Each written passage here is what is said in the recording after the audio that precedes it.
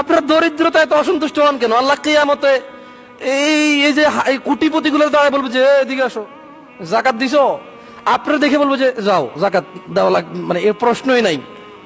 আপনাকে আল্লাহ প্রশ্ন জাকাতের প্রশ্নই করবে না, অথচ আপনি অসন্তুষ্ট এই নিয়ামত নিয়ে।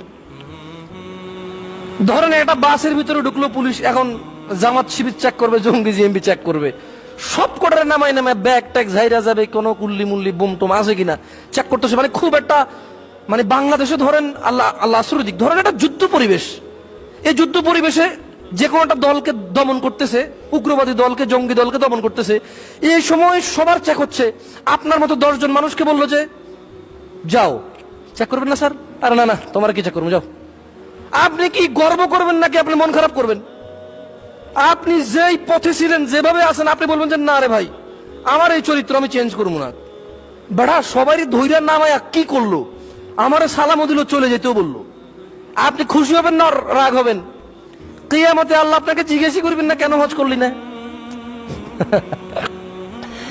ওই দিন বিল গেটসকে, অত মুসলমান না, মুসলমানদের মধ্যে অনেক ধনী আছে না, এই ধরেন ওয়াল্লাহু আলাম, আল্লাহ কাকে জিজ্ঞেস করবে এটা আল্লাহর ব্যাপার। তবে আল্লাহ সুবহানাহু ওয়া তাআলা যাদের সালাত আছে, সালাত পড়ার পরে তার যাকাত, সিয়াম, হজ এগুলো নিয়ে জিজ্ঞেস করবে। এগুলো নিয়ে কি করবে? জিজ্ঞেস করবে। যাকে আল্লাহ হজ করার তৌফিক দেন, যাকে আল্লাহ যাকাত দেওয়ার তৌফিক দেন, ওকে আল্লাহ এই দুটো প্রশ্ন করবেই না। এই দুটো প্রশ্ন কি করবে না?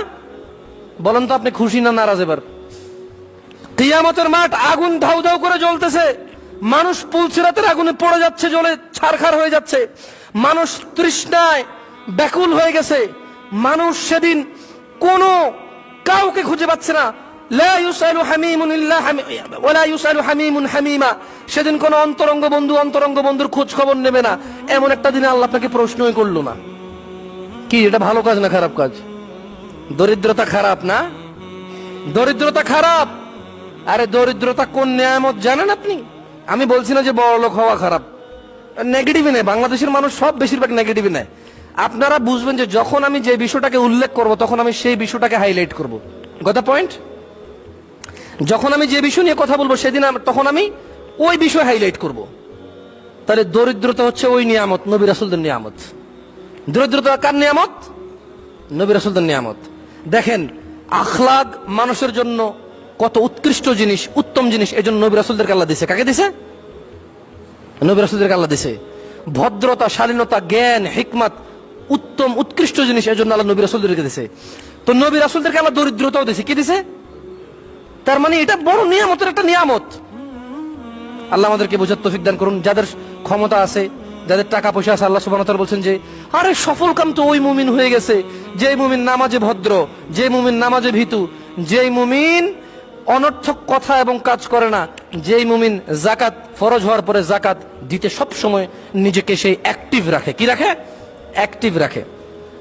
اقرأ وخيا ورتل القرآن اصبح بصوتك